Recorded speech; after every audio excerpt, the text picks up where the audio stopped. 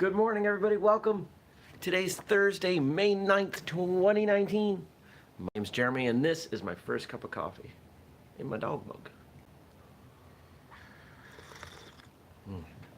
I neglected to drink out of this mug yesterday because May 8th is her birthday. She's been gone a long time, but I still remember.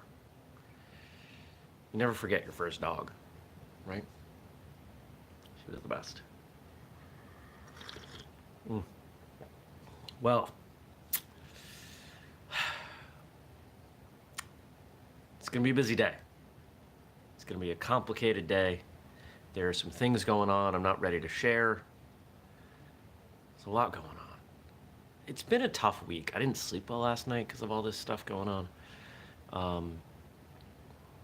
I do feel I owe you something more than that vague description, so I'll give you a little bit here. Sometimes people suck. Sometimes no matter what you do for people, no matter how well you treat them, no matter how much integrity you have, they have none. They don't care, they're selfish, and they'll take whatever you give them. And I am slowly extracting myself from a situation like that. This is a professional situation, not a personal one. And let's just say it dramatically changes a number of things in my life. Ultimately, all for the better. I can see that without a doubt. So, yeah. But here I am, another morning, another cup of coffee, talking to you all again. And I appreciate that continuity. I appreciate the opportunity to speak to you. So yeah. What's going on? Yesterday was a good day. Nothing too remarkable. Other than it's not finalized, but it looks like I will be assisting one of my clients in their move to Costa Rica. So apparently, I'm that guy now. Concierge consulting services cross-continent. It's a lot of C's. I could make some. Concierge consulting, cross-continents. It's a terrible business name, but the fact of the matter is, they trust me that much that they actually want me to go. They're going to fly me down, take care of me. And, hey, it's a good opportunity to get away. I've been to Costa Rica, but not this part, and I loved it, and I want to go back. Here's a chance to go back. Last time I was there, I got in a fight with a monkey, so let's see what happens this time. What else? Don't put your coffee down. So we had some questions come in. Now, I came up with a brilliant idea that I had not thought of until this morning. So I've got this tablet that I barely use because it's old, and I use it to, I've mentioned on the show Brain FM before. They're not a sponsor. I make no money off saying this, but I use their sleep function to help me sleep better. And last night it helped, but man, my mind was racing. Anyway, it has a camera. So I took a picture of the questions people asked on the phone, because the phone is right here. I can't use it to read the questions. And some of you asked these wonderful questions that are a little detailed, and I feel bad that I stumble over the words and, misremember. So here we go. And if you want to ask me, a question, the best place to do it is below. Drop it in the comments. All right. Have you ever considered starting a nonprofit? Yeah, actually. There is a longer-term plan as part of Whistlekick to start a nonprofit that will fund people who do not have the money to train. I believe everyone would benefit from martial arts training, so I want to set up a scholarship fund. Now, I know that there are other organizations that do some of that. A lot of them are localized to regions or to schools. I want to do something broader. Okay?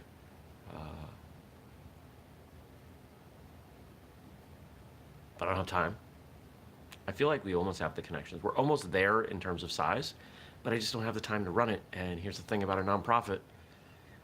I don't want to hire somebody and then pay them out of those proceeds and then only have 80% of the money that comes in go back to the cause. That just, people are really sensitive to stuff like that. Even if it's moving the needle forward, I want to make sure we're 95% plus on our expenses, being provided separately. And the best way to do that is to grow Whistlekick and just have Whistlekick absorb that cost. That's what I want to do. Would I start any other nonprofits? For the most part, I believe for-profit businesses can accomplish the same things. People assume that nonprofits are the only way to have, some kind of mission-based organization. It doesn't have to be that way. It's just different in terms of tax implication and things like that. What is the hardest martial art weapon to learn? Well, there's a few different ways we can look at this. The more parts and pieces, the harder it's going to be to learn. And I think we can likely say that anything attached to a chain, your rope dart style weapons, Minriki Gusari or 3-section staff, things like that are probably going to be the hardest. Now, I haven't trained in any of those, so I can't say one is harder than the other. But I know on the other end of the spectrum, a single stick and then a bow, somewhere around there, 2 sticks, a single pair of nunchaku, a pair of sai, right? So the fewer things you have to worry about, the easier it's going to be. Something like a chain requires you being present and aware of absolutely everything that's going on from end to end of that weapon. We had somebody on the show on Martial Arts Radio who was passionate about rope dart stuff. And I don't remember his name. But if you go to whistlekickmartialartsradio.com, or if you're here on YouTube, if you search Whistlekick rope space dart, rope dart's not one word, you should find it. It's Thursday, and there's an episode. And maybe somebody in the chat can remind me what it is. Because I'm tired when I start the show, and I don't think of these things, and I know I do it week after week. And Scott, you're probably in there, so thank you.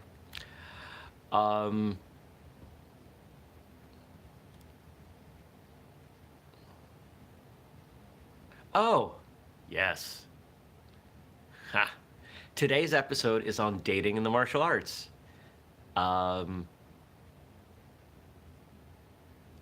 Where a fairly common practice among martial arts instructors, I poke at a lot. So you should watch it and tell me what you think. Because I like feedback. I like knowing what's going on. If you want to check out that show, it's here on YouTube. It's at whistlekickmartialartsradio.com. It's also in your podcast feeds. Frank Hatzis was the rope dart guy. Yes, thank you. I appreciate that. Yeah, it was a great episode. Super neat guy. I really enjoyed talking to him. So I'm guessing, if you're not here watching live, the chat's fun. Can you all see each other when you write in the chat, or is that only for me? I have no idea. Yes, you can. Great. So if you come and you check out this show live, you can see the occasional ridiculousness that happens in the chat. That's a lot of fun. So you should do that. Okay. I'm just thinking if there's another way that I want to answer this. I'm kind of running through all the kinds of weapons. And I'm hearing, you can choose to see the replay of the chat in YouTube when you watch later as well. So there you go. It's more fun if you're live. Another way to think about this would be bladed weapons. especially if you're using a live blade, like the idea of using a couple of flying kama, aka kama with strings, and live blades. That would be a challenging weapon to learn because there's very little room for error.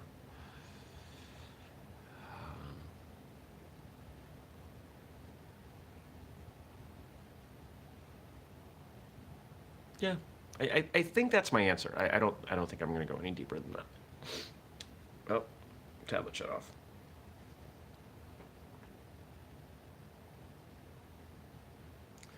Last question. Come on.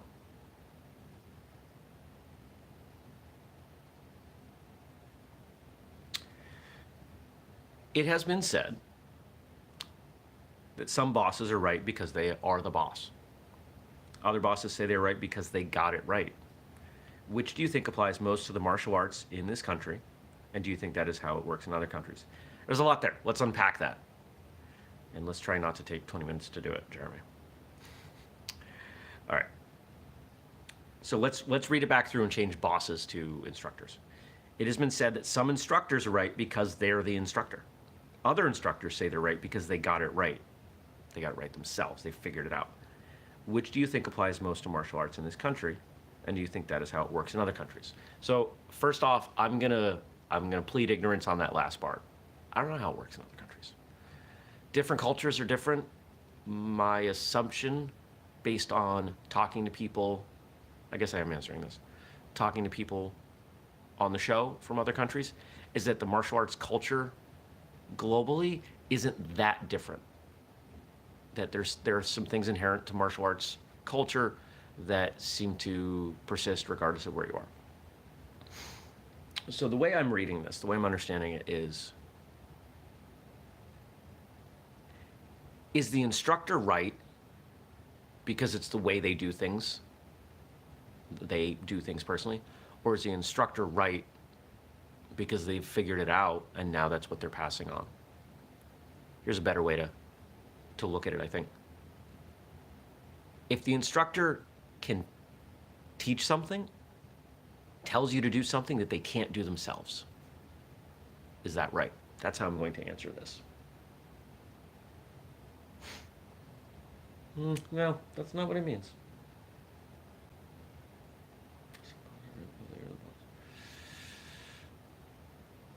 One of my least favorite things is when someone, quote unquote, pulls rank, whether that's professionally or in a martial arts school, and says, because I said so. None of us like because I said so. Sometimes it's appropriate. Sometimes the answer is too complex. Sometimes you're just going on your gut. There are times when I work with people in martial arts, in CrossFit, whatever, and I ask them to try doing something this different way, and they want to know why. I don't say, because I said so. I don't say because I'm the instructor or I'm the coach. I say, I'm honestly not sure. I just have a gut feeling, and I'd like you to try it.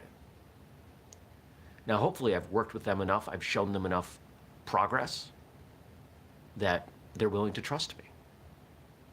Because that's what it comes down to, right? And if the only thing that compels someone to take action that you've asked for is a demand or fear, I don't think you're a very good leader. An instructor is a leader. Proper leadership, good leadership requires inspiration. Inspiration is love. The two motivating forces in the universe are love and fear. If the way you get action from people is solely out of fear and always out of fear, you suck as a leader. If the way you get action out of people is from love, whether it be they love you or they love themselves and you've made them feel like they can succeed, there's a lot of ways you can do it. But when you slice it that way, love or fear, I think it becomes pretty easy to see which we're talking about, which side of the fence you're on.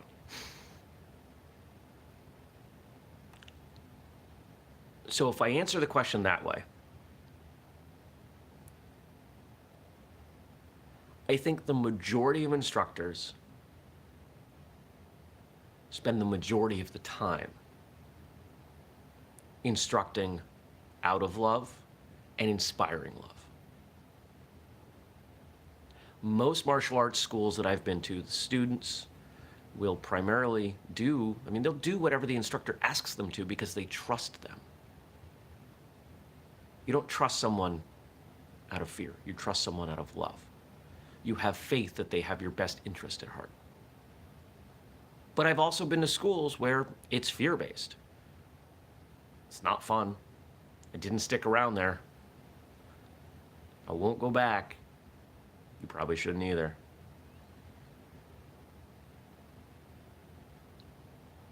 But there are times when even the best instructors become frustrated. Maybe they're tired. Maybe they have personal issues that they've done a poor job of leaving at the door. Raising my hand. I've done this. And you're not your normal self.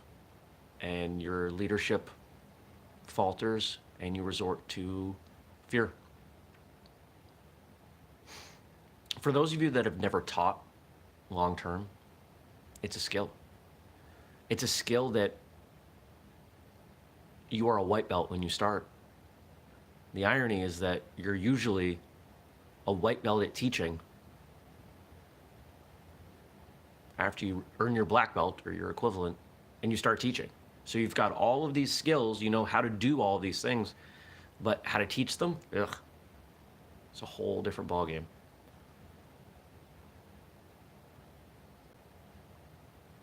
I still feel like every time I teach, I screw up. I fall down, I falter on something, but I keep getting better at it. I had a conversation with someone once about how learning how to do and learning how to teach were so different that perhaps they warranted separate curriculums in this organization. I'm in favor of that. You learn how to do things, and then you learn how to teach those things later. It's separate. We assume in martial arts, more so than any other place, any other pursuit, that if you can do something, you can teach it. I am a better instructor than I am a practitioner. I believe that. And the reason I believe that is because I've been able to teach things to people that I cannot do myself. And I've been able to help people go beyond my own skills on some things. And I'm okay with that. In fact, I'm proud of it. Because I think I'm a pretty good martial artist. But I'm quite happy to be, a very good, I'm going to be immodest for a moment, a very good instructor. So here we go. Yeah, I just spent a bunch of minutes on that. Let's wind this down. Man, remember when this show used to be like 8 minutes? Here we go at 18 and a half. So here we go. If you have a question for me or a comment or something you want me to respond to, leave it below in the comment section here on YouTube. But if you're listening or watching, no, if you're watching later, you can still comment on YouTube. If you're listening later, I'd love for you to jump over to YouTube and leave the comment. But if that doesn't work for you, email me, jeremy@whistlekick.com. Remember, we do this show every weekday morning, 6:30 a.m. Eastern, right here on YouTube. Catch it live, join the chat, say hello. I love having you guys in there. It helps me wake up, makes me feel like I'm not the only crazy person up who cares about martial arts at 6:30 in the morning. If you want to catch it later in your podcast feed or at firstcupwithjeremy.com, that's great. Go check out episode 390 whatever about dating in the martial arts. There's some pot stirring going on, and I'm curious to see how that's going to go. You can find it here on YouTube, podcast feed, whistlekickmartialartsradio.com. If you pay me enough money, I will call you and read you the transcript. How's that? I don't know how much that would be. Not that much. But you probably don't want me to do that. Your homework for today is, what did we talk about? We talked about, hold on. I'm going to give you something better than just, enlarge. Your homework today is going to be different than you thought it would be. What is the hardest thing that you do, the most difficult, complex thing that you do in your life day to day? Take a look at it, analyze it, understand it. Take a step back. How did you develop that skill? How can you make that skill better? Who should you teach that skill to? Take some understanding. It'll trickle down the rest of the stuff you do. Finally, don't forget to subscribe and turn on notifications so you can join us. Thanks so much. I hope you have a great day. I'll see you back here tomorrow.